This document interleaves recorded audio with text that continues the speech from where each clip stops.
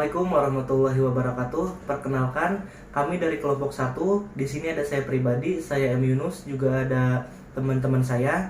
Ada Kak Emilina Cahyani Putri, ada Kak Andina Nabila Putri, ada Kak Arum Pratiwi, dan juga ada Kak Putu Dewi Antikasari. Kami dari Prodi Manajemen Fakultas Ekonomi dan Bisnis Universitas Pamulang. Dengan mata kuliah Bahasa Indonesia, di sini kami akan menjelaskan sebuah paragraf. Nah, paragraf merupakan kesatuan pikiran yang terdiri atas beberapa kalimat. Satu kalimat yang berisi ide pokok dan kalimat yang lain merupakan kalimat penjelas. Pada video ini diulas juga mengenai jenis-jenis paragraf, yakni paragraf pembuka, paragraf pengembang atau paragraf penghubung, dan juga ada paragraf penutup. Selain itu, kekoherensian dalam paragraf juga diulas dalam video ini, seperti penggunaan repetisi, kata ganti, dan transisi.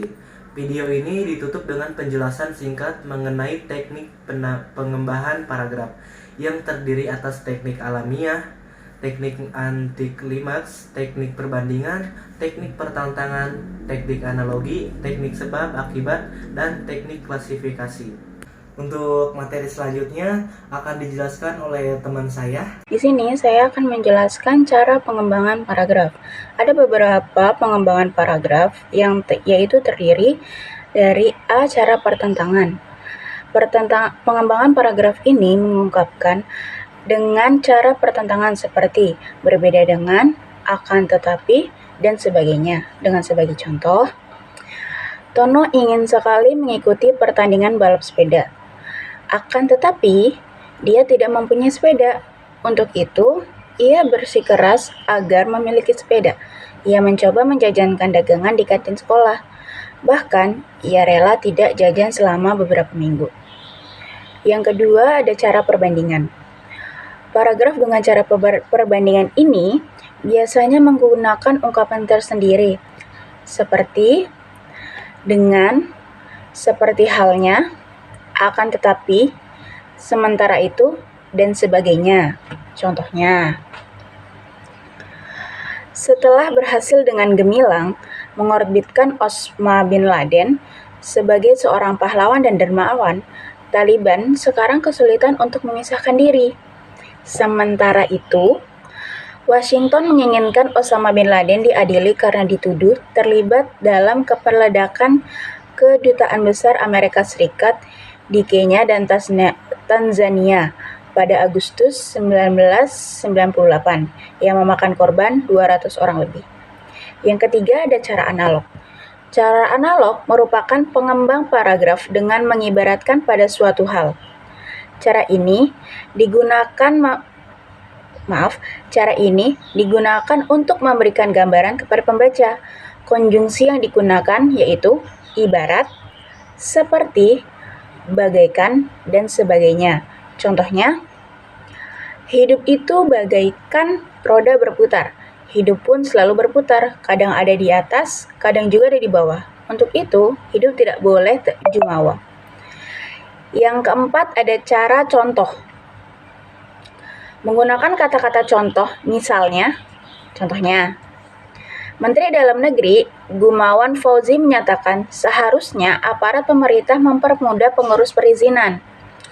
Sebab dengan diperolehnya izin, misalnya surat izin tempat usaha atau situ, maka terbuka sebuah usaha yang menyediakan lapangan pekerjaan bagi warga, sehingga masyarakat dapat menciptakan lapangan kerja sendiri. Yang kelima ada cara sebab akibat. Kata yang digunakan seperti padahal, akibat, karena, oleh karena itu, dan sebagainya. Contohnya, jumlah kasus positif akibat COVID-19 semakin bertambah selama seminggu terakhir. Jumlah orang yang dinyatakan positif mencapai 200 orang. Oleh karena itu, pemerintah memutuskan untuk melarang masyarakat mudik lebaran. Yang keenam, ada cara definisi.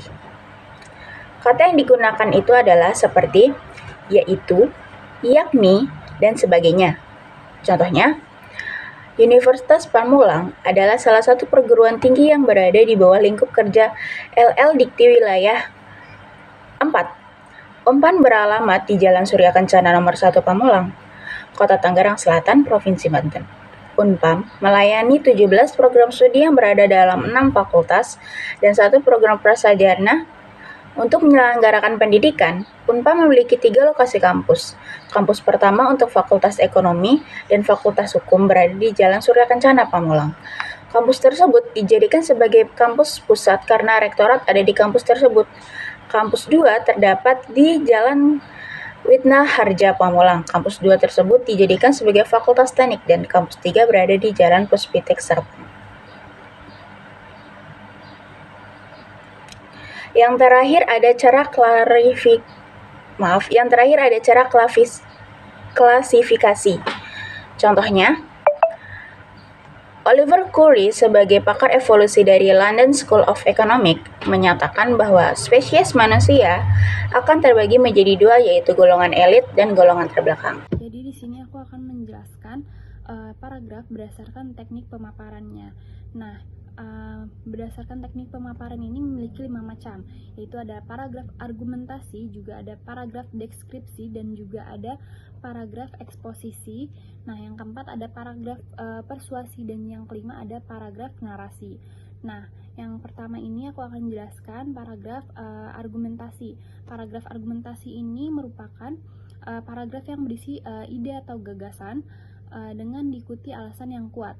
Nah, cirinya ada bersifat ilmiah, juga ada tujuan yang meyakinkan orang lain agar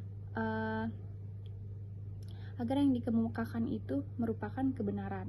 Nah, yang ketiga ada dilengkapi bukti-bukti berupa data, tabel, dan juga gambar. Nah, yang terakhir ada ditutup dengan kesimpulan. Nah, selanjutnya ada paragraf deskripsi.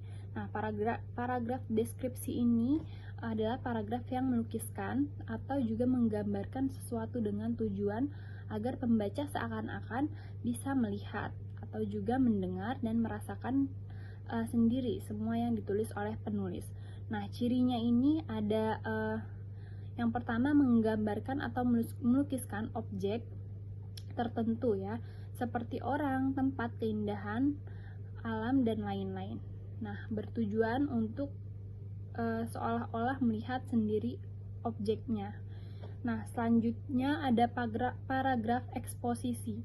Paragraf eksposisi ini yaitu paragraf yang bertujuan untuk menjelaskan dan meyakinkan atau menerangkan sesuatu permasalahan kepada pembaca agar pembaca mendapat gambaran yang sejelas-jelasnya. Contohnya, cirinya yaitu bersifat ilmiah, bertujuan menjelaskan atau memaparkan, juga berdasarkan fakta, tidak bermaksud mempengaruhi.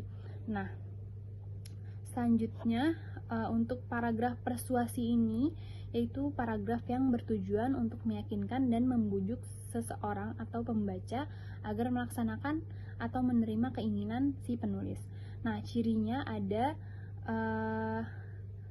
fakta atau bukti untuk mempengaruhi dan membujuk si pembaca. Nah, yang kedua ada bertujuan mendorong, mempengaruhi untuk membujuk pembaca. Yang ketiga menggunakan bahasa secara menarik atau memberikan seperti sugesti atau juga memberikan kesan kepada si pembacanya. Nah, selanjutnya ada narasi. Nah, narasi ini bentuk paragraf yang menceritakan serangkaian peristiwa yang disusun untuk menurut urutan waktu terjadinya. Nah, ciri-cirinya ada tokoh, juga waktu, suasana, peristiwa, dan tidak hanya terdapat dalam karya fiksi seperti cerpen, novel, dan juga roman. Nah, tetapi juga terdapat dalam tulisan non-fiksi. Nah, seperti biografi, cerita nyata dalam surat kabar, sejarah, dan riwayat perjalanannya. Pola pengembangan paragraf merupakan cara seorang penulis dalam mengembangkan pola pikirnya berupa pengembangan kalimat topik ke dalam kalimat-kalimat penjelas yang dituangkan dalam sebuah paragraf. Pola pengembangan terdiri dari berbagai macam jenis. Yang pertama ada pola pengembangan khusus dan umum. Pola pengembangan khusus dan umum adalah paragraf-paragraf yang dimulai dengan pikiran-pikiran yang jelas kemudian diikuti oleh pikiran pokok atau kesimpulan. Yang kedua ada pola pengembangan umum dan khusus. Pola pengembangan umum dan khusus adalah paragraf yang dimulai dengan pikiran pokok kemudian diikuti oleh pikiran penjelas. Yang ketiga ada pola pengembangan alasan-alasan atau sebab akibat. Pada paragraf ini didahului dengan sebab terjadinya sesuatu dan diikuti oleh rincian-rincian sebagai akibatnya atau sebaliknya.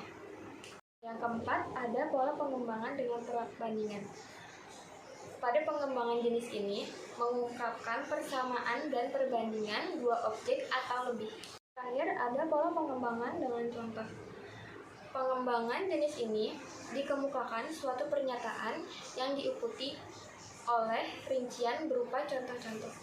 Akan menjelaskan jenis paragraf berdasarkan letak kalimat utamanya. Pertama ada paragraf deduktif. Paragraf deduktif adalah paragraf yang dimulai dengan mengemukakan persoalan pokok atau kalimat topik, kemudian diikuti dengan kalimat-kalimat penjelas.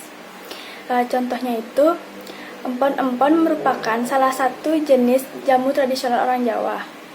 Empon-empon banyak mengandung kurkumin yang sangat baik untuk menjaga daya tahan tubuh. Jamu ini dipercaya dapat menyembuhkan pasien yang terpapar COVID-19. Yang kedua ada paragraf induktif. Paragraf induktif adalah paragraf yang dimulai dengan mengemukakan penjelasan-penjelasan kemudian diakhiri dengan kalimat topik. Contohnya, sepanjang hari hujan turun dengan lebat. Air sungai mulai meluap, banjir terjadi di beberapa titik. Bahkan, banyak pohon yang roboh dan tumbang.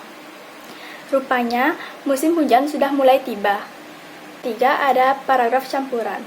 Paragraf campuran adalah paragraf yang dimulai dengan mengemukakan persoalan-persoalan pokok atau kalimat topik, kemudian diikuti kalimat-kalimat penjelas, dan diakhiri dengan kalimat topik. Contohnya, buku merupakan sarana utama dalam mencari ilmu. Dengan buku, orang bisa mengetahui ilmu dari berbagai belahan dunia. Dari buku pula, kita bisa mendapat hiburan dan menambah pengalaman. Dan yang terakhir ada paragraf deskriptif atau naratif atau menyebar. Paragraf deskriptif atau naratif atau menyebar adalah paragraf yang tidak memiliki kalimat utama. Pikiran utamanya menyebar pada seluruh paragraf atau tersirat pada kalimat-kalimat penjelas. Sebagai contoh, matahari belum tinggi benar. Embun masih tampak berkilau, warna bunga menjadi sangat indah diterpa sinar matahari. Tampak kupu-kupu dengan berbagai warna terbang dari bunga yang satu ke bunga yang lain. Angin pun semilir terasa menyejukkan hati. Sekian dan terima kasih.